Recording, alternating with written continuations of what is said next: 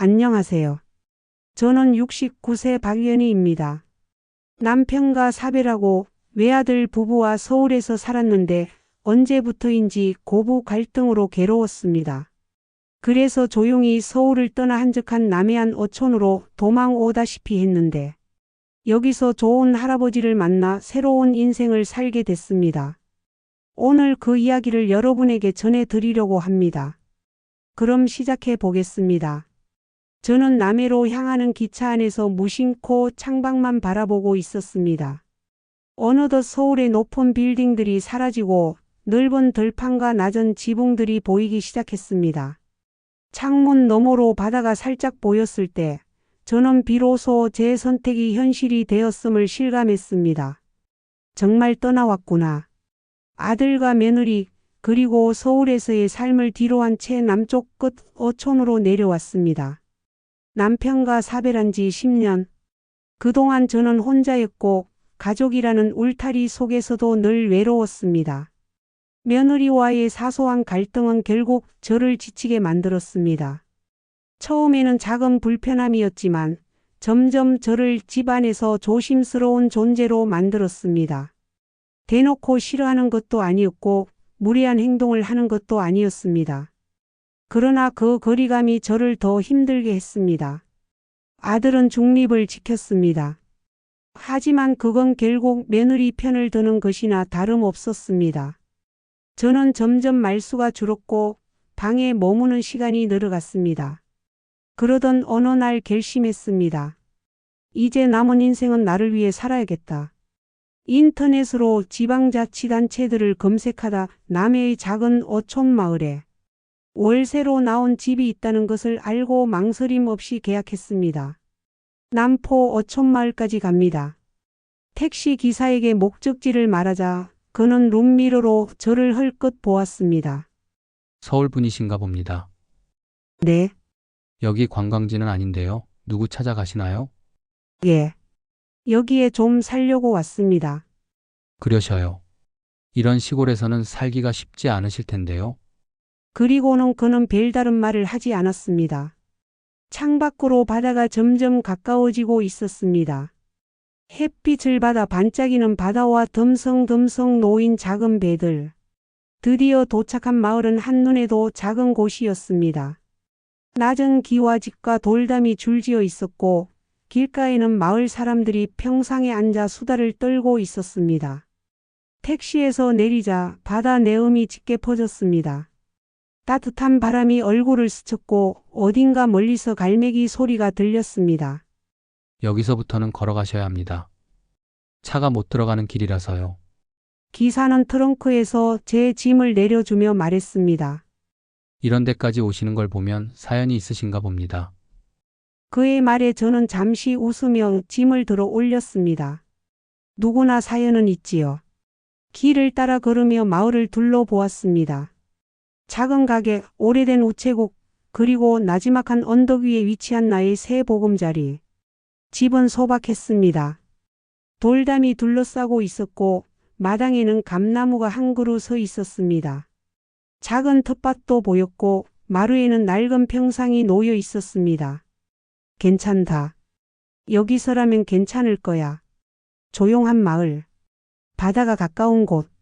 그리고 아무도 저를 모르고 저 역시 누구를 신경 쓰지 않아도 되는 공간. 이제야 정말 숨을 쉴 수 있을 것 같았습니다. 짐을 풀고 한숨 돌리려는데 마당을 지나가는 인기척이 들렸습니다. 창문 너머를 보니 한 남자가 집 앞을 지나가고 있었습니다. 그는 바다에서 갓 돌아온 듯 헝클어진 머리칼을 하고 있었습니다. 검게 그을린 얼굴에는 깊은 주름이 파여 있었고 몸은 다부졌습니다. 손에는 그물이 들려 있었고 바다 냄새가 나는 듯 했습니다. 그 남자는 잠시 저희 집을 힐끗 보더니 이내 무표정한 얼굴로 고개를 돌렸습니다. 그리고는 별다른 관심도 없다는 듯 걸음을 옮겼습니다. 저분이 앞집에 사는 분인가 보네. 짧은 순간이었지만 그의 눈빛은 어쩐지 차가웠습니다. 아니, 냉담하다기보다는 타인에게 무관심한 느낌이었습니다. 마을 사람들이 유독 서로 친밀해 보였던 것과 달리 그는 조금 다른 분위기를 가지고 있었습니다. 그렇게 저는 이곳에서의 첫날을 맞이했습니다. 나는 며칠간 이곳저곳 집안 청소를 하며 내가 살 공간을 정리하고 단장하였습니다. 그리고 4일쯤 지난 날 텃밭을 정리하기 위해 마당으로 나갔습니다. 새로운 곳에서 새로운 삶을 시작하는 만큼 직접 농작물을 길러보고 싶었기 때문입니다. 그러나 막상 손을 대보니 생각보다 쉽지 않았습니다. 어디서부터 무엇을 어떻게 시작해야 할지도 모르겠는데 땅이 너무 메말라 있는 것 같아 우선 자라고 있는 식물에 물을 주고 있었습니다. 이렇게 하면 곧 시들어버릴 겁니다. 낯선 목소리에 깜짝 놀라 뒤를 돌아보았습니다. 어제 마당 앞을 지나가던 남자였습니다. 그는 저를 보고도 별다른 인사를 하지 않았습니다. 다만 제 손에 들린 물뿌리개를 가리키며 말했습니다. 물을 너무 많이 주면 뿌리가 썩습니다. 아, 그렇군요. 저는 이런 게 익숙하지 않아서요. 그럴 줄 알았습니다. 툭 던지는 말투였습니다. 그러나 그의 시선은 텃밭을 살피고 있었습니다. 흙을 만져보면 됩니다. 손가락으로 흙을 파보고 축축하면 물을 줄 필요가 없고 바짝 말라 있으면 조금씩 줘야 합니다. 네, 잘 알겠습니다. 그는 더 이상 말을 하지 않고 조용히 돌아섰습니다. 저는 그의 뒷모습을 바라보다가 조용히 웃었습니다. 무뚝뚝한 사람이었지만 불친절한 사람은 아니었습니다. 그렇게 저와 그 사람의 첫 대화가 시작되었습니다. 다음 날 새벽이었습니다. 창문을 열자 시원한 바닷바람이 불어왔습니다. 아침 공기 속에는 짠내가 묻어 있었고 멀리서 들려오는 파도 소리가 귓가를 간지럽혔습니다. 서울에 있을 때는 늦게까지 잠들지 못하는 날이 많았습니다. 거리는 밤늦게까지 밝았고 자동차 경적과 사람들의 목소리는 끝없이 이어졌습니다. 하지만 이곳에서는 달랐습니다. 해가 지면 마을도 함께 조용해졌고 새벽이면 새 소리와 함께 하루가 시작되었습니다. 나는 가볍게 스트레칭을 하고 마당으로 나갔습니다. 오늘은 어제보다 조금 더 제대로 해볼 생각으로 장갑도 끼었습니다. 그런데 삽을 드는 순간 힘을 너무 줘서 그런지 발이 헛디뎌졌습니다. 아! 나는 중심을 잃고 그만 뒤로 넘어지고 말았습니다. 다행히 흙바닥이라 크게 다치지는 않았지만 온몸이 흙투성이가 되었습니다. 정말 쉽지 않네. 나는 터덜터덜 자리에서 일어나 옷을 털었습니다. 이 작은 텃밭 하나 가꾸는 것도 이렇게 어려운데 평생 바다에서 살아온 사람들은 얼마나 고된 삶을 살았을까 싶었습니다. 서울에서는 시장에서 쉽게 살 수 있는 채소였지만 이렇게 직접 기르려니 일이 쉽지 않았습니다. 처음이니까 실수하는 거지 뭐. 나는 스스로를 위로하며 다시 삽을 들었습니다. 그날 오후 나는 마을을 둘러볼 겸 시장에 가기로 했습니다. 남포 어촌마을은 규모가 작은 곳이었지만 작은 시장 하나가 있었습니다. 아침이면 갓 잡아 올린 생선들을 팔았고 직접 기른 채소와 과일들이 나무 상자에 담겨 팔렸습니다. 시장을 구경하며 걸어가는데 어디선가 수군거리는 소리가 들려왔습니다. 서울에서 왔다던데. 혼자 사는 거 맞지? 나는 조용히 웃으며 지나쳤습니다. 작은 마을에서는 새로 온 사람이 쉽게 눈에 띄는 법입니다. 생선을 고르기 위해 가게 앞에서 서성이다가 뜻밖의 광경을 보게 되었습니다. 한쪽에서 나이 지긋한 할머니가 장사꾼과 실랑이를 벌이고 있었습니다. 이게 3,000원이 아니라고요? 할머니 이거 한 근에 3,000원이라니까요. 한 마리에 3,000원이 아니고요. 할머니는 당황한 얼굴로 지갑을 뒤적이고 있었습니다. 마침 그때 그 할머니의 앞에 옆집 할아버지가 나타났습니다. 내가 낼 테니 그냥 가져가십시오. 그는 짧게 말하고는 지갑에서 돈을 꺼내 건넸습니다. 아이고, 정호 아저씨. 그냥 두세요. 제가 내야죠. 할머니, 다음에 주셔도 됩니다. 할아버지는 태연하게 대답하고는 다시 돌아섰습니다. 나는 그 모습을 지켜보다가 순간 멈칫했습니다. 아, 저 할아버지 이름이 정호 씨이구나. 집으로 돌아가는 길에 우연히 정호 할아버지와 마주쳤습니다. 그는 손에 생선 꾸러미를 들고 있었고 나는 장바구니를 들고 있었습니다. 우리는 서로를 보았지만 먼저 인사를 건넨 것은 아니었습니다. 그러나 이번에는 내가 먼저 말을 걸었습니다. 할아버지, 아까 시장에서 보았습니다. 그는 잠시 멈추더니 고개를 끄덕였습니다. 그랬습니까? 할머니를 도와주시더라고요. 그는 내 말을 듣고도 별 반응이 없었습니다. 이 사람 정말 무뚝뚝하네. 그런데도 이상하게 그런 그가 싫지는 않았습니다. 이렇게 조금씩 저는 이 마을과 이 사람을 알아가고 있었습니다. 어촌에서의 생활은 생각보다 훨씬 어려웠습니다. 텃밭을 가꾸는 것도 쉽지 않았고 바닷바람에 말린 빨래는 항상 소공기 어린 촉감을 남겼습니다. 집안은 바닷바람 탓인지 늘 습기가 찼고 나무 마루에서는 삐걱거리는 소리가 났습니다. 하지만 그보다 더 어려운 것은 시장과 가게의 운영 방식이 서울과 너무나 달랐다는 것이었습니다.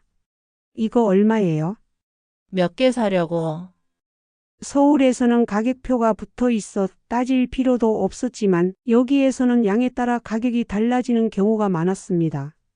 처음에는 생선을 몇 마리만 사고 싶었는데 가게 주인은 그렇게는 안 판다며 무조건 한 건 단위로 사라고 했습니다. 아, 그러면 한 건 주세요. 근데 생선은 혼자 살면서 어떻게 먹으려고?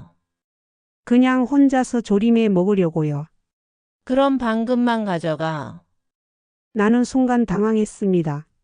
서울에서 이런 식의 거래를 해본 적이 없었습니다. 무조건 가격표대로 사야 했고 흥정은커녕 사장님과 대화도 나눌 일이 없었습니다.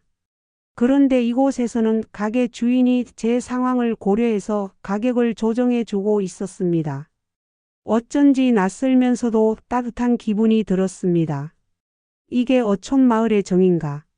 나는 가게 주인의 말을 따라 반 금만 사고 감사 인사를 건넸습니다. 어촌 생활에 적응하려고 노력하는 동안 저는 우연히 정호 씨의 일하는 모습을 볼 기회가 있었습니다.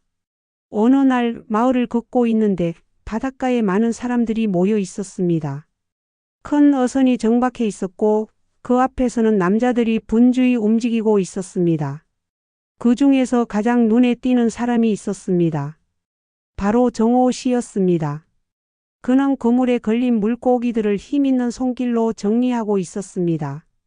긴 장화를 신고 두툼한 손으로 그물을 잡아당기고 있었습니다. 깊게 패인 주름 사이로 땀이 흘렀지만 그의 동작은 거침이 없었습니다. 저렇게 힘든 일을 매일 하시는구나. 어쩐지 새삼 놀라웠습니다. 항상 묵뚝뚝한 말투에 감정을 드러내지 않던 그가 이렇게 육체적인 노동을 하는 모습은 또 다른 인상을 주었습니다. 그때 갑자기 누군가 제 어깨를 툭툭 쳤습니다. 아줌매, 거기서 뭐 하십니까? 깜짝 놀라 돌아보니 마을 아주머니 한 분이 저를 빤히 바라보고 있었습니다. 아, 그냥 보고 있었습니다. 정호 아재 멋있지요? 그 말에 저는 순간 말문이 막혔습니다. 네? 멋있다니요? 아니, 저렇게 듬직하게 일하는 사람이 어딨습니까? 젊었을 때는 참 인기 많았지요. 아낙네들이 다들 좋아했다니까요. 아, 그런가요? 나는 애써 아무렇지 않은 척 고개를 끄덕였습니다. 하지만 아주머니는 의미심장한 표정으로 저를 바라보며 웃었습니다. 혼자 사신다면서요? 네, 그렇습니다. 마침 정호 아재도 혼자인데. 네? 그제야 아주머니가 무슨 말을 하려는지 깨달았습니다. 아, 아니에요. 그런 게 아니라 그냥 이 동네에 적응하는 중이에요. 그래요? 근데 왜 이렇게 얼굴이 빨개졌대요? 아닙니다. 전혀 아닙니다. 나는 황급히 고개를 저으며 발걸음을 돌렸습니다. 그런데 그 순간 바닷가에서 일하던 정호 씨와 눈이 마주쳤습니다. 그는 언제부터 날 보고 있었던 걸까? 나는 얼른 시선을 피하고 서둘러 자리를 떠났습니다. 그날 저녁 마당에서 저녁상을 차리고 있는데 누군가 대문 앞에 서 있었습니다.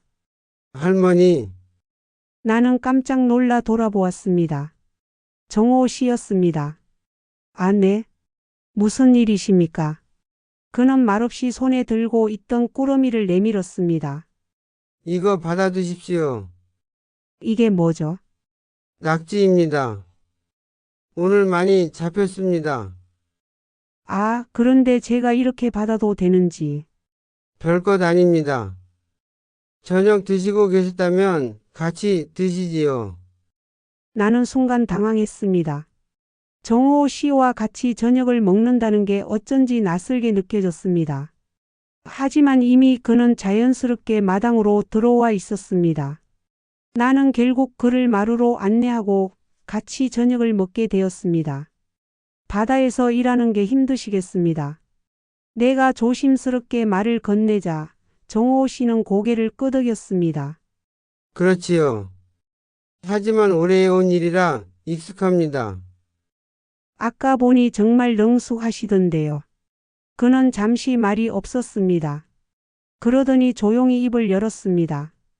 할머니는 여기 생활이 힘들지 않습니까? 나는 순간 말문이 막혔습니다. 힘들지 않다고 하면 거짓말이었고 그렇다고 힘들다고 하기엔 또 스스로가 한심해 보일 것 같았습니다. 조금 서툰 부분이 많아서요. 그는 조용히 고개를 끄덕였습니다. 시간이 지나면 익숙해질 겁니다. 그 말이 어쩐지 위로처럼 들렸습니다. 서울에서는 누구도 제게 시간이 지나면 괜찮아질 것이라는 말을 해준 적이 없었습니다. 모두들 제가 알아서 적응하기를 바랐고 힘든지 어떤지 관심조차 없었습니다.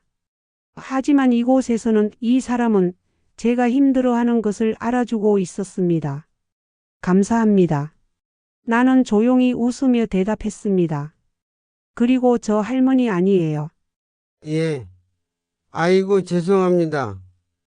다음부터는 아주머니라고 부를게요. 저 박연이라고 해요. 예. 그러시군요. 그러니까 저도 통성명을 안 했네요. 저는 이정호입니다. 앞으로 잘 부탁드립니다. 아이고, 제가 잘 부탁드려야죠. 많이 좀 가르쳐 주세요. 그날 이후 저는 조금 더 어촌 생활에 익숙해지기로 마음먹었습니다. 남해의 바람은 종잡을 수 없었습니다. 어느 날은 햇살이 따뜻하게 내리쬐다가도 어느 날은 거센 바람이 불어와 마을의 골목마다 파도 소리로 가득 채워졌습니다. 그날도 바람이 심하게 불었습니다. 나는 아침부터 널어둔 빨래가 바람에 날아가지 않도록 걱정하며 부지런히 집안일을 하고 있었습니다. 어촌으로 내려온 지도 벌써 2달이 되어가고 있었고 이제는 나름대로 이곳 생활에 익숙해지고 있었습니다. 텃밭을 가꾸는 것도 한결 능숙해졌고 시장에서 생선을 사는 요령도 조금씩 생겼습니다. 처음에는 낯설기만 했던 마을 사람들이 이제는 반갑게 인사를 건네기도 했습니다. 아주머니, 아침부터 부지런하십니다. 대문 밖에서 지나가던 아주머니가 말을 걸었습니다. 나는 마당을 정리하다가 반갑게 고개를 들었습니다. 이제 좀 익숙해져서요. 처음엔 뭐 하나 제대로 하는 게 없었거든요. 아이고, 처음엔 다 그런 거지요. 근데 오늘 바람이 심해서 조심해야 해요. 저녁부터는 비도 온다고 하더라고요. 비요? 네, 남해 바람은 변덕이 심해서 순식간에 폭풍우가 올 때도 있어요. 나는 순간 불안한 마음이 들었습니다. 집이 오래된 한옥이다 보니 비가 많이 오면 어쩐지 불안했습니다. 그때였습니다. 갑자기 바람이 더욱 거세게 불어와 마당에 널어둔 빨래들이 사방으로 날아가기 시작했습니다. 나는 황급히 뛰어가 한 장이라도 더 주워 담으려 했습니다. 그런데 그 순간 바람이 몰아치면서 마당 한쪽에 쌓아둔 장작 더미가 휘청거렸습니다. 어머! 나는 깜짝 놀라며 몸을 피하려 했지만 바람이 너무 거셌습니다. 장작 몇 개가 쏟아지는 소리와 함께 내 몸도 중심을 잃고 그만 넘어지고 말았습니다. 아야! 팔꿈치가 땅에 부딪혔고 발목에 날카로운 통증이 느껴졌습니다. 나는 흙바닥에 주저앉아 숨을 몰아쉬었습니다. 괜찮을까? 통증이 점점 심해지는 듯 했습니다.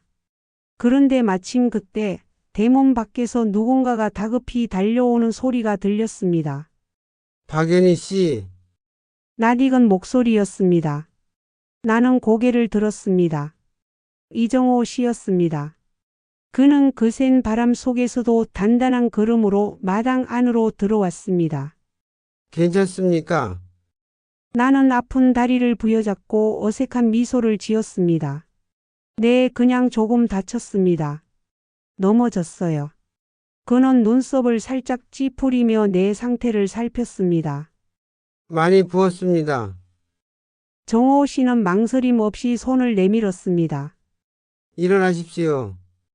나는 순간 머뭇거렸습니다. 그러나 그의 손은 크고 단단해 보였습니다. 나는 조심스럽게 손을 잡았습니다. 그는 단숨에 나를 일으켜 세웠습니다.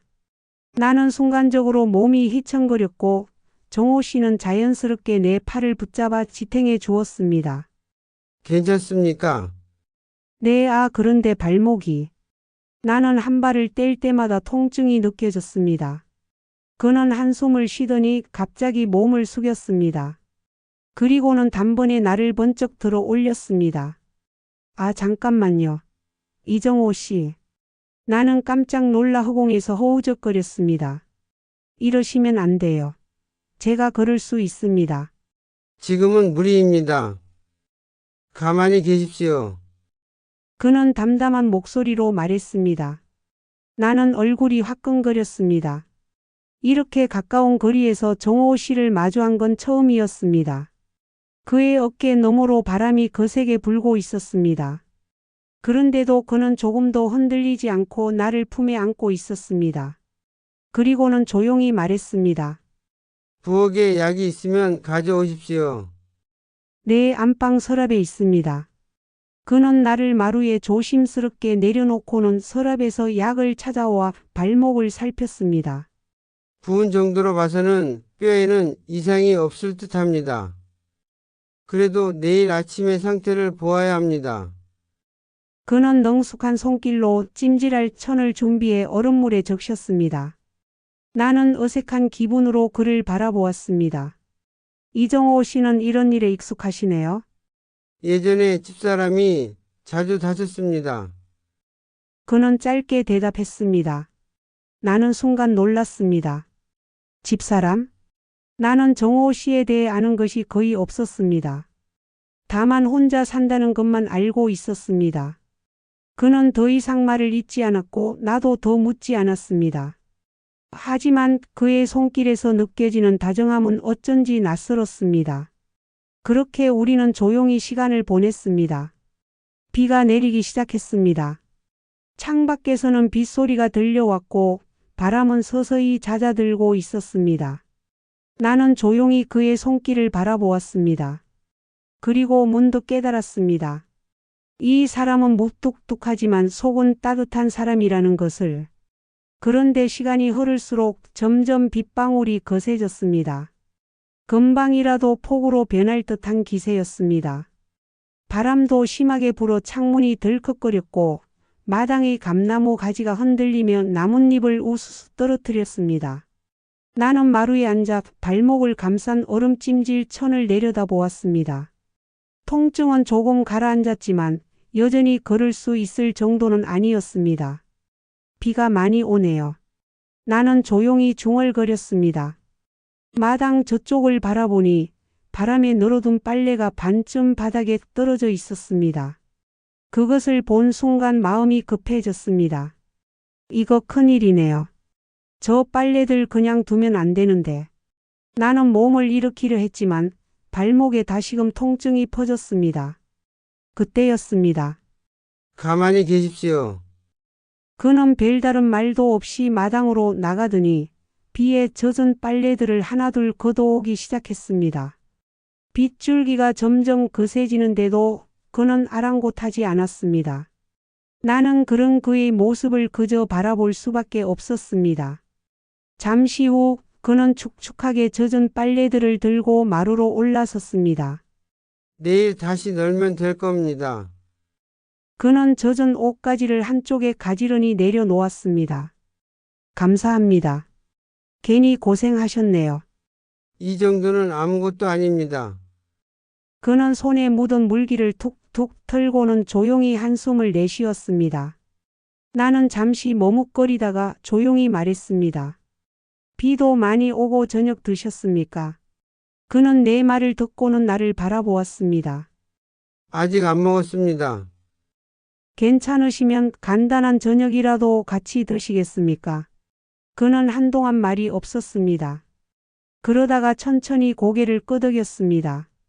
그러겠습니다. 부엌으로 가려 했지만 발목이 불편한 나는 마루에서 그대로 앉아 조리를 하기로 했습니다. 다행히 냉장고에 간단한 반찬거리와 생선이 있었습니다. 나는 능숙하게 냄비에 국을 올리고 손에 익숙한 칼질로 물을 썰어 넣었습니다. 혹시 생선 드시지 않습니까? 나는 조심스럽게 물었습니다. 그는 가만히 나를 바라보더니 대답했습니다. 좋아합니다. 다행이네요. 생선 조림을 만들 생각이었거든요. 손놀림이 능숙하시군요. 그의 말에 나는 피식 웃었습니다. 오래 혼자 살다 보면 다들 요리 하나쯤은 익히게 되지 않겠습니까? 그는 가만히 듣고 있다가 조용히 대답했습니다. 그렇겠지요. 나는 국을 한 소끔 끓이고 생선 조림이 자작하게 졸아들 때까지 기다렸습니다. 그동안 정호 씨는 조용히 앉아 빗소리를 듣고 있었습니다. 나도 말없이 젓가락을 손질하며 창밖을 바라보았습니다. 거센 빗줄기, 어둠 속에서도 반짝이는 물방울들, 어딘가 적막하면서도 평온한 순간이었습니다. 준비되었습니다. 나는 밥상을 마루 한가운데로 옮겼습니다. 정호 씨는 말없이 자리로 다가와 앉았습니다. 우리는 한동안 조용히 밥을 먹었습니다. 그런데 문득 그가 손을 멈추고 생선 조림을 가만히 바라보았습니다. 무슨 일 있으십니까? 그는 잠시 침묵을 지키다가 나지막이 말했습니다. 이거 집사람이 잘하던 요리였습니다. 나는 그 순간 그의 말뜻을 알아차렸습니다. 집사람. 그가 결혼을 했었고 아내가 있었다는 사실을 새삼 실감했습니다. 나는 조용히 젓가락을 내려놓았습니다. 좋아하셨습니까? 그는 천천히 고개를 끄덕였습니다. 예. 생선조림을 유독 잘했습니다. 약간은 짭짤하게 그리고 무가 푹 익어 부드러울 정도로. 나는 순간 가슴이 저릿해지는 기분이 들었습니다. 그가 지금 내 요리를 보며 떠올린 것이 아내의 손맛이라는 것이. 그분은 돌아가셨나요? 그는 잠시 젓가락을 손에서 놓았습니다. 오래전에 떠났습니다. 그의 말투는 담담했지만 그 안에 묻힌 감정의 깊이는 짐작할 수 있었습니다. 나는 더 이상 묻지 않았습니다. 정호 씨는 조용히 밥을 한 숟갈 떠서 입에 넣었습니다. 맛있습니다. 짧지만 진심이 담긴 말이었습니다. 나는 작게 웃으며 고개를 끄덕였습니다. 다행입니다. 식사를 마친 후 정호 씨는 설거지를 도우려 했습니다. 괜찮습니다. 저 혼자 할 수 있습니다. 괜찮습니다.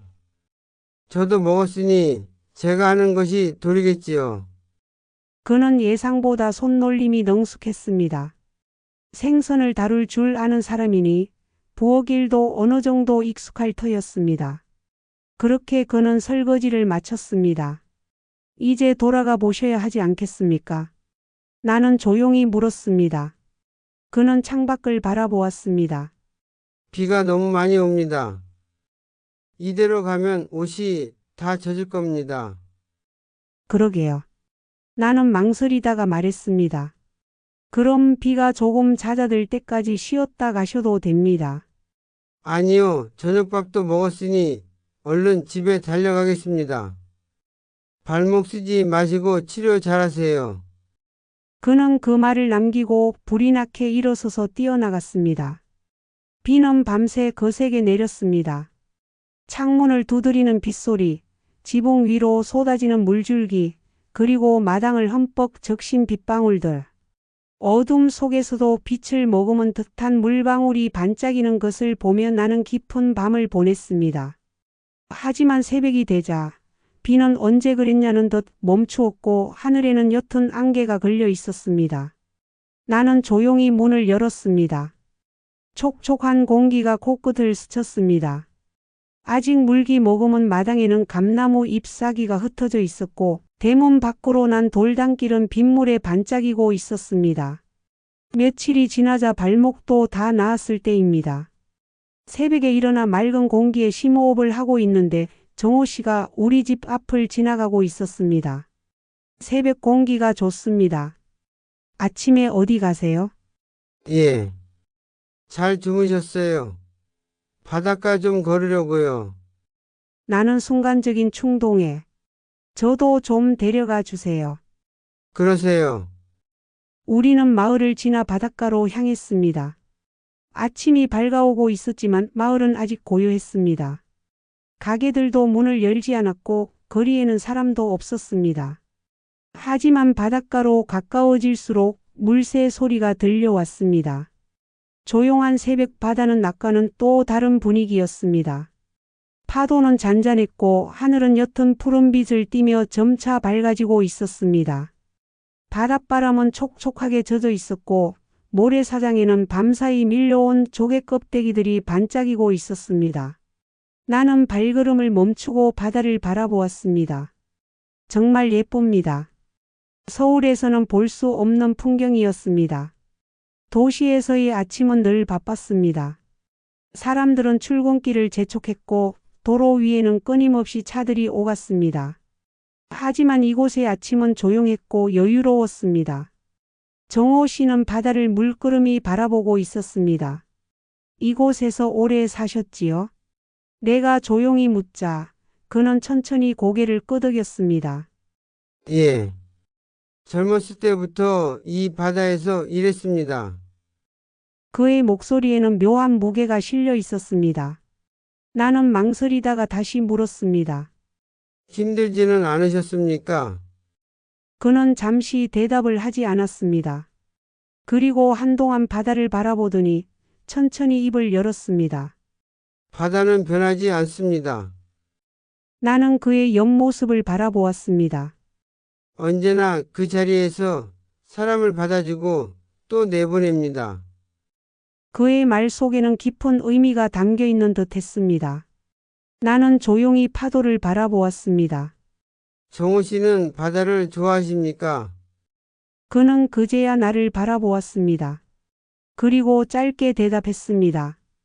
좋아하는 것과는 별개입니다. 나는 그 말이 쉽게 이해되지 않았습니다. 그는 천천히 바닷가를 걸으며 조용히 말을 이었습니다. 바다는 사람을 품기도 하지만 앗아가기도 합니다. 나는 그의 말에 순간 멈칫했습니다. 혹시 누구를 잃으신 겁니까? 그는 나를 바라보았습니다. 그 눈빛은 깊고 조용했습니다. 예. 짧은 대답이었지만 그 한마디가 많은 것을 설명해 주고 있었습니다.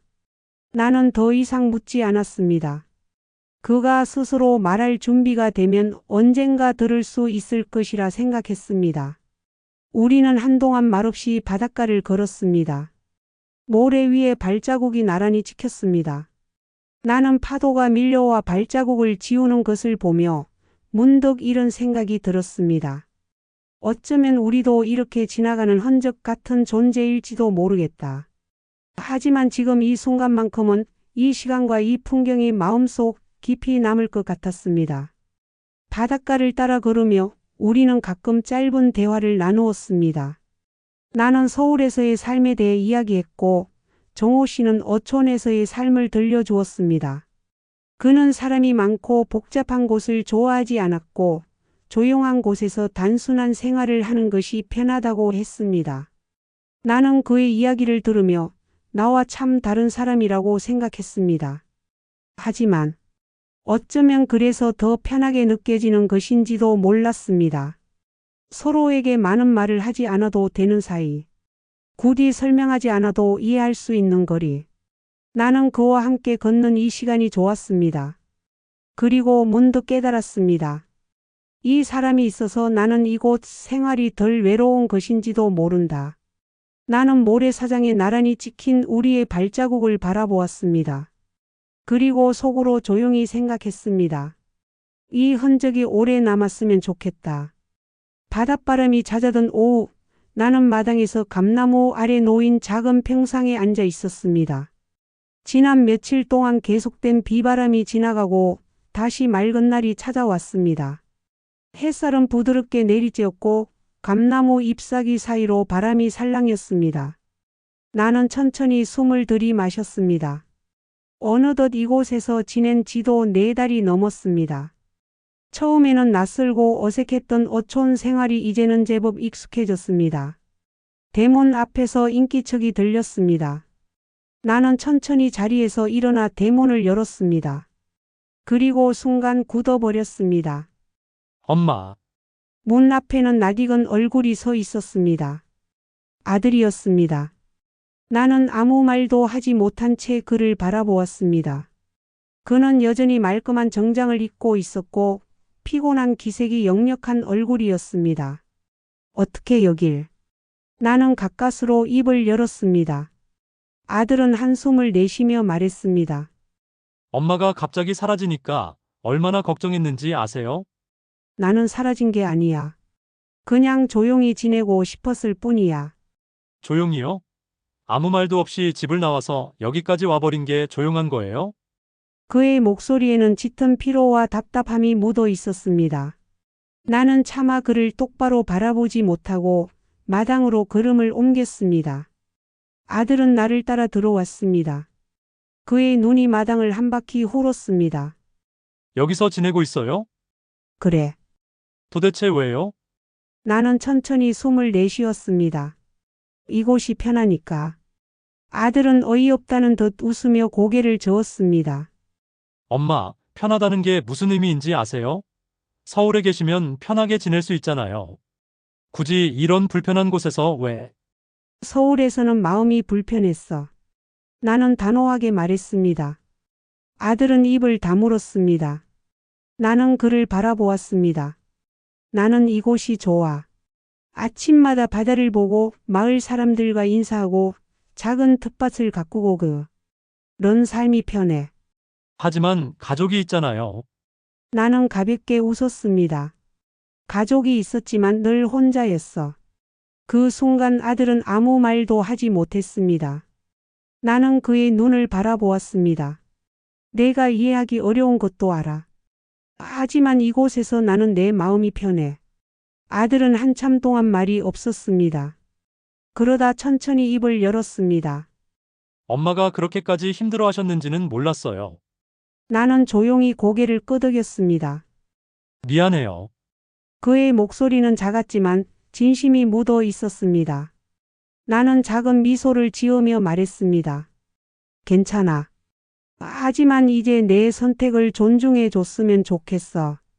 아들은 깊은 한숨을 내쉬었습니다. 그리고 조용히 말했습니다.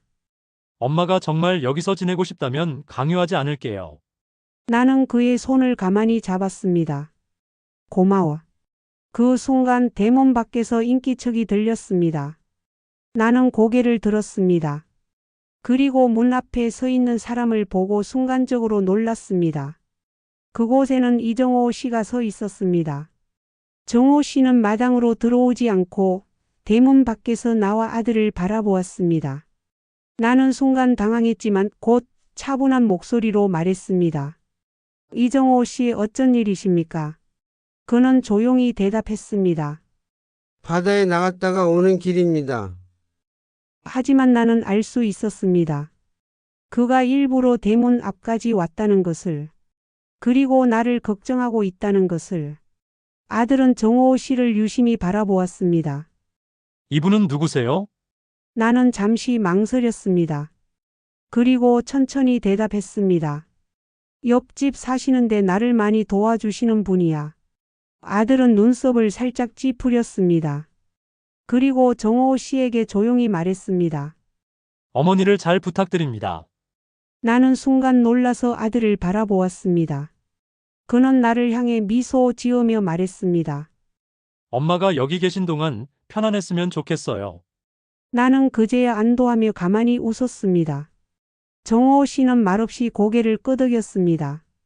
아들은 서울로 돌아갔습니다. 그리고 나는 여전히 이곳에 남아 있었습니다. 저녁이 되어 마당에 앉아 있는데 정호 씨가 다시 찾아왔습니다. 그는 한동안 나를 바라보더니 조용히 입을 열었습니다. 괜찮습니까? 나는 고개를 끄덕였습니다. 네, 이제 괜찮습니다. 정호 씨는 잠시 말이 없었습니다. 그러다가 조용히 말했습니다. 남을 위해 사는 것도 중요하지만 자신을 위해 사는 것도 중요하지요. 나는 그를 바라보았습니다. 그의 말은 어쩐지 내 마음을 따뜻하게 만들었습니다. 나는 조용히 웃었습니다. 그리고 작은 목소리로 말했습니다. 이제야 알 것 같습니다. 그날 밤 바람은 잔잔했습니다. 그리고 나는 처음으로 온전히 내 삶을 선택한 듯한 기분이 들었습니다. 아침 햇살이 마당을 부드럽게 감싸고 있었습니다. 지난 며칠간은 유독 분주한 시간이었습니다. 서울에서 아들이 찾아오면서 다시금 가족과 나에 대해 깊이 고민해야 했고 그 과정에서 내가 선택한 길을 더욱 확신하게 되었습니다. 그래, 이곳에서의 삶이 내겐 더 잘 맞는다. 나는 천천히 숨을 들이마시며 마당에 서 있었습니다. 어제 저녁 정호 씨는 조용히 내게 물었습니다. 괜찮습니까? 그 질문 하나에 얼마나 많은 걱정이 담겨 있었는지 나는 알 수 있었습니다. 나는 괜찮다고 했지만 사실 그보다 더 좋은 말이 떠올랐습니다. 이제 여기서 살아가는 것이 편안합니다. 그 말을 하며 나는 더 이상 뒤를 돌아보지 않겠다고 마음먹었습니다. 그러던 중 마을에 작은 소란이 일었습니다. 아주머니, 오늘 저녁에 뭐 하십니까? 이웃집 아주머니가 마당 앞을 지나며 말을 걸었습니다. 아직 별다른 계획은 없습니다만. 마을 행사가 열립니다. 새로 오셨으니 구경도 하시고 다 같이 어울리는 자리니까 꼭 나오세요. 나는 순간 당황했습니다. 행사요? 그럼요.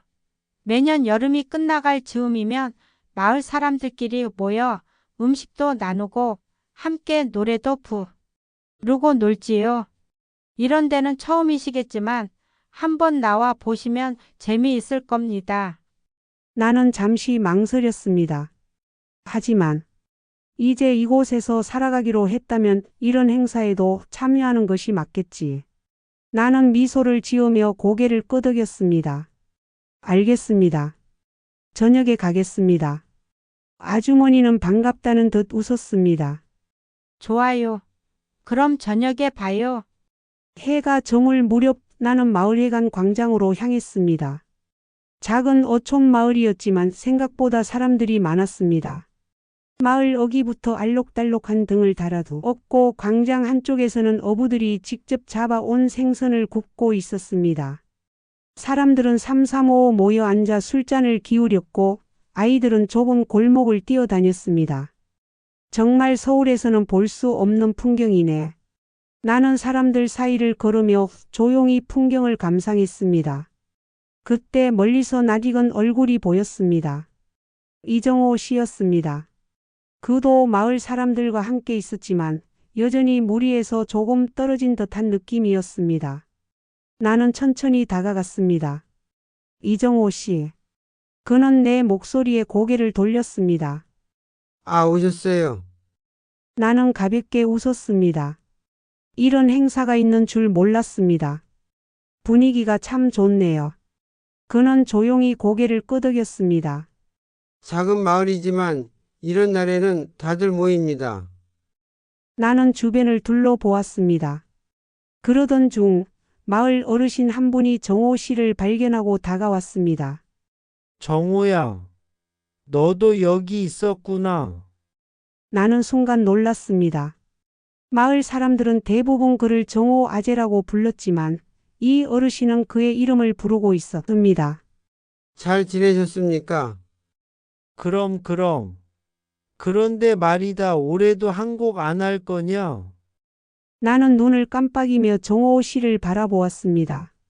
한 곡? 어르신은 정호 씨의 어깨를 툭 치며 웃었습니다. 옛날에는 기타 하나 들고 노래 부르던 녀석이었는데 몇 년 전부터는 안 하더구먼. 나는 순간 정호 씨를 다시 보게 되었습니다. 노래를 부르셨습니까? 그는 나를 바라보더니 살짝 난감한 표정을 지었습니다. 그러나 어르신은 벌써 다른 사람들에게 손짓하며 외쳤습니다. 자자, 올해는 정호가 한 곡 하겠답니다. 사람들은 환호하며 그를 바라보았습니다. 그는 짧은 한숨을 쉬더니 천천히 자리에서 일어섰습니다. 노래하실 겁니까? 내가 조용히 묻자 그는 작게 웃었습니다. 거절하기 어려운 분위기네요. 그는 무대 앞쪽으로 걸어가더니 한쪽에 놓여있던 오래된 기타를 집어들었습니다. 그리고 조용히 현을 튕겼습니다. 그의 손끝에서 울려 퍼지는 소리는 예상보다 훨씬 부드러웠습니다. 그가 기타를 치기 시작하자 마을은 순간 조용해졌습니다. 그리고 그는 낮고도 깊은 목소리로 노래를 부르기 시작했습니다. 나는 그 순간 숨을 멈추었습니다. 그의 노래는 조용했지만 깊은 바다처럼 마음을 파고들었습니다. 거센 파도를 이겨낸 듯한 하지만 여전히 잔잔한 바람처럼 부드러운 목소리. 나는 처음으로 이 사람이 어떤 삶을 살아왔는지를 조금 알 것 같았습니다. 마을 사람들도 조용히 그의 노래를 들었습니다. 노래가 끝났을 때 나는 손뼉을 치며 웃었습니다. 정말 멋지셨습니다. 그는 조용히 웃으며 기타를 내려놓았습니다. 오래된 취미입니다. 나는 그를 바라보며 속으로 생각했습니다. 이 사람에 대해 알고 싶은 것이 점점 많아진다. 그렇게 마을 축제의 밤은 깊어갔습니다. 마을 축제의 불빛이 하나둘 꺼져갔습니다. 여전히 몇몇 사람들은 광장에서 이야기를 나누고 있었지만 대부분은 집으로 돌아가고 있었습니다. 광장을 가득 채웠던 활기찬 분위기도 서서히 잦아들고 있었습니다. 나는 축제 내내 흥겨웠던 분위기에서 빠져나와 조용한 바닷길로 향하고 있었습니다. 연희 씨. 낮고 부드러운 목소리가 뒤에서 들려왔습니다. 나는 걸음을 멈추고 뒤를 돌아보았습니다. 정호 씨였습니다. 그는 여전히 축제에서 노래를 부르던 그 차림 그대로였습니다. 바닷바람이 그의 셔츠 끝자락을 살짝 흔들었습니다. 돌아가는 길이십니까? 나는 가볍게 웃으며 고개를 끄덕였습니다. 네. 행사는 참 즐거웠습니다. 노래를 아주 멋지게 잘 부르시대요. 그는 조용히 내 곁으로 다가와 나란히 걸음을 맞추었습니다. 오래간만에 나온 행사였습니다. 나는 그를 힐끗 바라보았습니다. 오래간만이었습니까? 그는 짧게 웃었습니다. 네. 몇 년 만인지 모르겠습니다.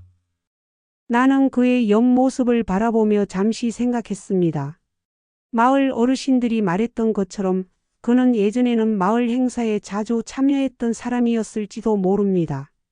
하지만 어느 순간부터 점점 멀어지고 혼자만의 시간을 보내게 된 듯했습니다. 나는 가만히 말했습니다. 오늘은 즐거우셨습니까? 그는 조용히 걸음을 옮기며 잠시 생각에 잠겼습니다. 그러다가 천천히 고개를 끄덕였습니다. 예.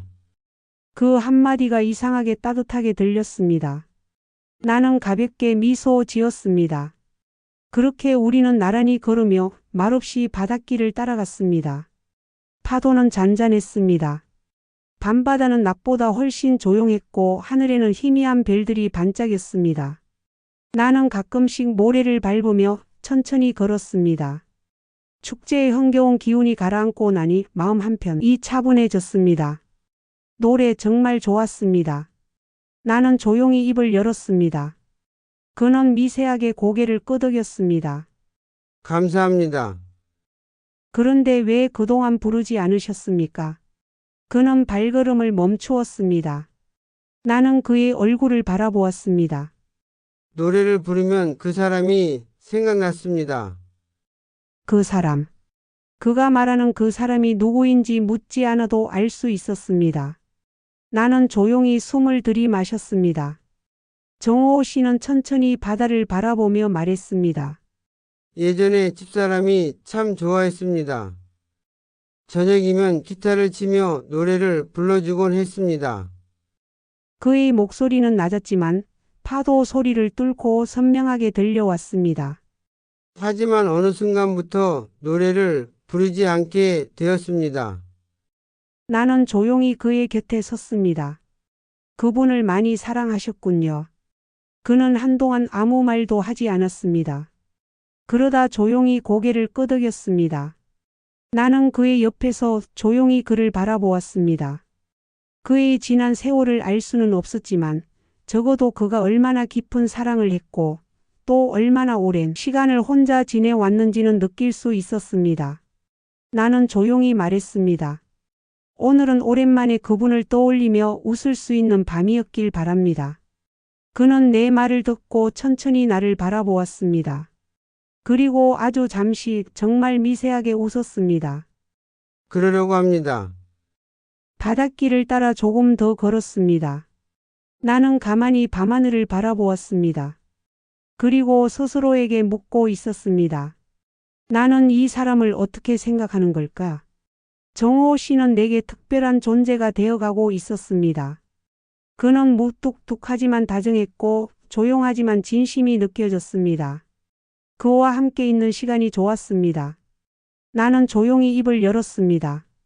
정호 씨. 그는 걸음을 멈추고 나를 바라보았습니다. 나는 조용히 미소 지었습니다. 이곳에서 살아가길 잘했다고 오늘은 더욱 그렇게 느껴집니다. 그는 나를 바라보다가 아주 천천히 고개를 끄덕였습니다. 저도 그렇습니다.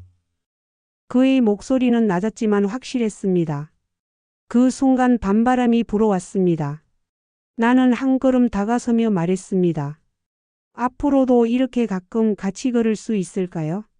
그는 나를 바라보았습니다. 그의 눈빛은 깊고 따뜻했습니다. 그리고 아주 천천히 나직한 목소리로 대답했습니다. 그러지요.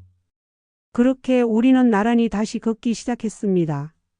밤바다를 따라 그리고 함께하는 시간을 따라.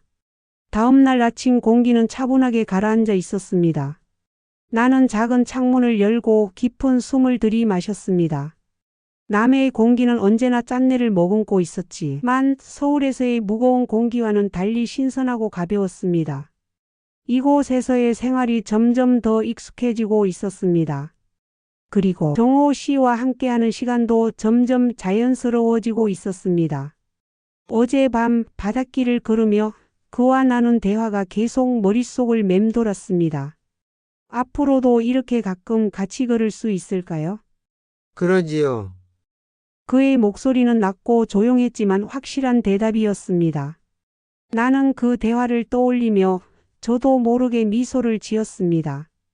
이제야 정말로 이곳에서 살아가고 있다는 실감이 든다. 하지만 모든 것이 평온하기만 한 것은 아니었습니다. 그날 오후 시장을 다녀오는 길이었습니다. 해가 중천에 떠올랐고 거리는 여전히 한적했습니다. 마을 길목을 돌자 멀리서 몇몇 사람들이 웅성거리는 모습이 보였습니다. 나는 무슨 일인가 싶어 다가갔습니다. 그 순간 내 눈앞에 보인 광경에 가슴이 철렁 내려앉았습니다. 이정호 씨가 땅바닥에 쓰러져 있었습니다. 이정호 씨. 나는 황급히 달려갔습니다. 그의 옆에는 몇몇 마을 사람들이 서 있었고 모두 놀란 표정으로 그를 바라보고 있었습니다. 나는 그에게 다가가 몸을 숙였습니다. 괜찮으십니까? 그의 얼굴은 평소보다 창백해 보였습니다. 그는 한 손으로 머리를 짚으며 천천히 몸을 일으키려 했습니다. 괜찮습니다. 그의 목소리는 여전히 차분했지만 얼굴은 미세하게 일그러져 있었습니다. 나는 그의 팔을 붙잡으며 말했습니다. 괜찮지 않으시잖아요. 어디 다치신 겁니까? 옆에 있던 한마을 어르신이 걱정스러운 얼굴로 말했습니다. 정호 아재가 배에서 작업하다가 실수로 떨어졌다고 하더라고. 그래도 혼자 걸어서 여기까지 왔던데 아무래도 머리를 부딪힌 것 같아. 나는 순간 가슴이 철렁 내려앉았습니다. 병원에 가 보셔야겠습니다. 그는 조용히 고개를 저었습니다. 그럴 정도는 아닙니다. 아니에요. 이 상태로 그냥 계시면 안 됩니다. 나는 단호하게 말했습니다. 그는 잠시 나를 바라보다가 결국 조용히 한숨을 내쉬었습니다. 알겠습니다. 나는 안도하며 그의 팔을 부축했습니다. 그의 체온이 내 손끝에 전해졌습니다. 그리고 그 순간 나는 깨달았습니다. 이 사람이 다치는 것이 두렵다. 나는 이 사람을 걱정하고 있다. 그저 이웃으로서가 아니라 좀 더 깊은 감정으로. 마을 의원에서 간단한 진료를 받은 후 다행히 머리에는 큰 이상이 없다는 진단을 받았습니다. 하지만 하루 정도는 푹 쉬셔야 합니다. 머리를 부딪혔을 경우 시간이 지나면서 증상이 나타날 수도 있습니다. 나는 정호 씨를 바라보았습니다. 집까지 모셔다 드리겠습니다. 그는 짧게 한숨을 내쉬었습니다. 혼자 갈 수 있습니다. 아닙니다. 절대 그냥 보내드릴 수 없습니다. 나는 단호하게 말했습니다. 그는 결국 아무 말 없이 고개를 끄덕였습니다. 나는 그를 부축하며 그의 집까지 함께 걸었습니다. 정호 씨의 집은 내 집과 크게 다르지 않은 작은 돌담집이었습니다. 문을 열고 들어가니 내부는 예상보다 깔끔했습니다. 오래된 나무 가구들이 정갈하게 놓여 있었고 벽 한쪽에는 작은 책장이 자리 잡고 있었습니다. 나는 조용히 말했습니다. 잠시라도 누워 계셔야 합니다. 그는 마루에 앉으며 조용히 말했습니다. 이렇게까지 할 필요 없습니다. 나는 가볍게 웃었습니다. 저도 이제 이 마을 사람이니까요. 이웃을 돕는 것은 당연한 일입니다. 그는 말없이 나를 바라보았습니다. 나는 그 시선을 피하지 않았습니다. 그 순간 그의 눈빛이 미묘하게 흔들리는 것을 보았습니다. 그러나 그는 아무 말도 하지 않았습니다. 나는 그를 바라보며 조용히 말했습니다. 혹시 필요한 게 있으면 언제든 말씀하십시오. 저는 오늘 하루 이정호 씨 곁에 있겠습니다. 그는 한동안 말이 없다가 아주 작게 대답했습니다. 고맙습니다. 그날 저녁 나는 그의 집에 남아 간단한 저녁을 준비했습니다. 그는 어색한 듯하지만 조용히 내 움직임을 지켜보았습니다. 식탁에 국과 반찬을 올려놓으며 나는 말했습니다. 많이 드시고 푹 쉬십시오. 그는 조용히 수저를 들었습니다. 식사를 마친 후 나는 자리를 정리하며 문득 그에게 물었습니다. 오늘 많이 놀라셨습니까? 그는 잠시 생각하더니 조용히 대답했습니다. 네. 그 한마디에 많은 감정이 담겨 있었습니다. 나는 가만히 미소 지었습니다. 다시는 이런 일 없었으면 좋겠습니다. 그는 천천히 나를 바라보았습니다. 그리고 아주 조용히 낮은 목소리로 말했습니다. 나도 그렇게 생각합니다.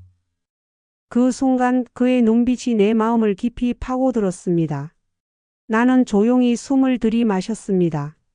이제는 확실했습니다. 나는 이 사람을 특별하게 여기고 있다. 그리고 그도 마찬가지라는 것을 나는 어렴풋이 느끼고 있었습니다. 따뜻한 햇살이 마당을 비추고 있었습니다. 나는 작은 마루에 앉아 감나무 아래에서 가만히 차를 마시고 있었습니다. 아침부터 부지런히 텃밭을 정리한 후 잠시 쉬는 시간이 참으로 달게 느껴졌습니다. 이제는 손에 익은 작업이었습니다. 이곳 생활이 나름대로 익숙해졌구나. 나는 조용히 미소를 지었습니다. 이제는 마을 사람들과 자연스럽게 인사할 정도로 가까워졌고 작은 일상도 제법 편안하게 흘러가고 있었습니다. 그리고 나는 문득 정호 씨를 떠올렸습니다. 며칠 전 정호 씨가 배에서 떨어지는 사고를 당한 이후 나는 그를 더욱 자주 신경 쓰게 되었습니다. 그의 집에서 식사를 챙기고 필요할 때마다 약을 건네고 그가 무리하지 않도록 주의를 주는 것이 이제는 자연스러워졌습니다. 그도 처음에는 불편해했지만 시간이 지나면서 나의 존재를 담담히 받아들이는 듯했습니다. 우리의 관계는 이전보다 훨씬 가까워지고 있었습니다. 하지만 어머니, 대문 밖에서 들려온 익숙한 목소리에 나는 순간 심장이 철렁 내려앉았습니다. 나는 서둘러 자리에서 일어나 대문을 열었습니다. 그곳에는 며느리 윤지영이 서 있었습니다. 나는 순간 아무 말도 할 수 없었습니다. 아들과는 달리 며느리는 나를 찾을 거라 예상조차 하지 못했습니다. 그녀는 평소와 다름없는 단정한 차림새를 하고 있었지만 표정은 묘하게 굳어 있었습니다. 지영아. 나는 어렵게 입을 열었습니다. 어떻게 여기까지? 어머님께 드릴 말씀이 있어서 왔어요. 그녀의 말투는 공손했지만 어딘가 차가운 기운이 느껴졌습니다. 나는 조용히 대문을 열어 그녀를 안으로 들였습니다. 들어오렴. 마당을 지나 마루에 자리 잡은 그녀는 주위를 둘러보았습니다. 이곳에서 지내신다고 하셨을 때 솔직히 믿기지 않았어요. 나는 차를 한 잔 따라 그녀 앞으로 내밀었습니다. 이곳 생활이 나쁘지 않더구나. 그녀는 차를 한 모금 마신 후 조용히 말을 꺼냈습니다. 어머님께서 여기에 머무시는 걸 존중해 드려야겠다고 생각했어요. 하지만 아들이 생각보다 많이 힘들어하고 있어요. 나는 순간 손끝이 굳어졌습니다. 힘들어한다고? 네. 어머님이 떠나신 후 한동안 말수가 줄었고 생각보다 많이 걱정하고 있어요. 나는 조용히 숨을 내쉬었습니다. 내가 생각하는 것처럼 나는 아들을 버리듯 떠난 게 아니야. 알아요. 하지만 아들이 그런 마음이 드는 것도 사실이에요. 나는 조용히 며느리를 바라보았습니다. 그녀의 표정은 담담했지만 그 안에는 많은 감정이 얽혀 있었습니다. 나는 천천히 입을 열었습니다. 너도 솔직히 말해보렴. 내가 떠나서 마음이 불편했던 건 아니니? 그녀는 순간 당황한 듯 나를 바라보았습니다. 나는 가만히 웃었습니다. 내가 떠나면서 너도 자유로워진 부분이 있을 거다. 그렇지 않니? 그녀는 쉽사리 대답하지 못했습니다. 나는 부드럽게 말을 이었습니다. 나는 너와 아들의 부담이 되고 싶지 않다. 그래서 내가 선택한 거다. 이제는 나도 나를 위해 살고 싶다. 며느리는 조용히 나를 바라보았습니다. 그리고 한참 후 그녀는 천천히 고개를 끄덕였습니다. 어머님 마음 이제야 조금 알 것 같아요. 나는 가만히 미소를 지었습니다. 그 순간 대문 밖에서 인기척이 들렸습니다. 나는 반사적으로 고개를 들었습니다. 그리고 문 앞에 서 있는 사람을 보고 순간적으로 놀랐습니다. 이정호 씨였습니다. 정호 씨는 멀찍이 서서 마당 안을 바라보고 있었습니다. 나는 순간 당황했지만 곧 차분한 목소리로 말했습니다. 이정호 씨 무슨 일이십니까? 그는 조용히 대답했습니다. 시장에 다녀오는 길입니다. 하지만 나는 알 수 있었습니다. 그가 일부러 이곳까지 왔다는 것을, 그리고 나를 걱정하고 있다는 것을. 며느리는 정호 씨를 유심히 바라보았습니다. 이분은 누구세요? 나는 며느리의 시선을 의식하며 천천히 대답했습니다. 이웃에 사는 분이야. 그리고 이곳에서 나를 많이 도와주신 분이야. 며느리는 조용히 그를 바라보았습니다. 그 순간 정호 씨가 천천히 입을 열었습니다. 박연희 씨가 이곳에서 편안히 지내셨으면 합니다. 그 한마디는 분명한 의미를 담고 있었습니다. 이곳에서 계속 머물러도 괜찮다. 나는 그를 바라보며 조용히 웃었습니다. 며느리는 그를 바라보다가 결국 짧게 한숨을 내쉬었습니다. 그리고 나를 보며 조용히 말했습니다. 알겠어요. 어머님이 정말 여기서 살고 싶으시다면 저희도 존중하겠습니다. 나는 그녀의 손을 가만히 잡았습니다. 고맙구나. 며느리는 조용히 고개를 끄덕였습니다. 며느리는 그날 오후 서울로 돌아갔습니다. 그녀를 배웅한 후 나는 대문 앞에서 정호 씨와 마주 섰습니다. 그는 한동안 나를 바라보더니 조용히 말했습니다. 괜찮습니까? 나는 가만히 웃으며 대답했습니다. 네. 이제 괜찮습니다. 그는 말없이 고개를 끄덕였습니다. 나는 문득 그를 바라보았습니다. 그리고 속으로 생각했습니다. 이 사람이 있어서 나는 이곳 생활이 더 든든한 것인지도 모르겠다. 나는 조용히 미소 지었습니다. 그날 저녁 바람은 잔잔했습니다. 그리고 나는 처음으로 온전히 내 삶을 선택한 듯한 기분이 들었습니다. 며칠 후 햇살이 부드럽게 감나무 가지 사이로 스며들고 있었습니다. 나는 마루에 앉아 차를 한 모금 마시며 저 멀리 바다를 바라보고 있었습니다. 아침 공기는 여전히 신선했고 어디선가 갈매기 울음소리가 희미하게 들려왔습니다. 이제는 이곳에서의 삶이 너무나 익숙했습니다. 서울에서 온 아들과 며느리도 결국 나의 선택을 받아들였습니다. 이제야 정말로 내 자리를 찾은 것 같아. 나는 차를 마시며 문득 정호 씨를 떠올렸습니다. 그는 언제나처럼 조용했고 무뚝뚝했지만 언제나 내 곁에 있었습니다. 그리고 나는 그것이 얼마나 큰 위안이었는지를 이제야 깨닫고 있었습니다. 그 순간 마당에서 인기척이 들렸습니다. 나는 고개를 들었습니다. 문 앞에 정호 씨가 서 있었습니다. 이정호 씨? 나는 조용히 그를 바라보았습니다. 그는 마당을 천천히 걸어 들어왔습니다. 평소와 다름없는 얼굴이었지만 어딘가 말할 듯 망설이는 기색이 역력했습니다. 나는 그를 마루로 안내하며 조용히 물었습니다. 무슨 일 있으십니까? 그는 한동안 말이 없다가 천천히 입을 열었습니다. 그냥 바람 쐬러 나왔습니다. 나는 그를 바라보다가 미소를 지었습니다. 그럼 같이 차 한잔 하시겠습니까? 그는 잠시 망설였지만 이내 고개를 끄덕였습니다. 나는 조용히 찻잔을 하나 더 내려놓고 따뜻한 차를 따라 주었습니다. 우리는 한동안 말없이 차를 마셨습니다. 그런데 이상하게도 이 침묵이 전혀 어색하지 않았습니다.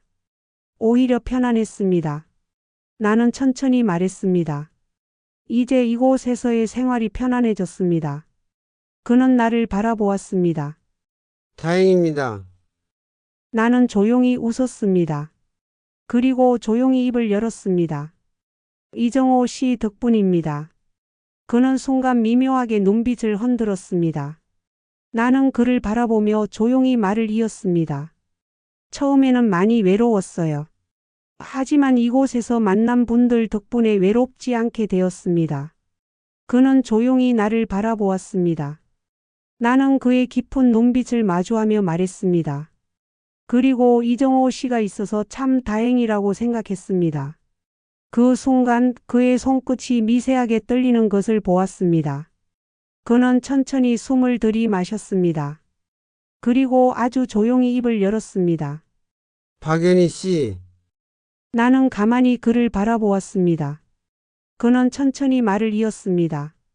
처음에는 그저 낯선 이웃이려니 했습니다. 나는 조용히 그의 말을 들었습니다. 그런데 어느 순간부터 계속 박연희 씨를 신경 쓰고 있더라고요. 나는 순간 심장이 두근거렸습니다.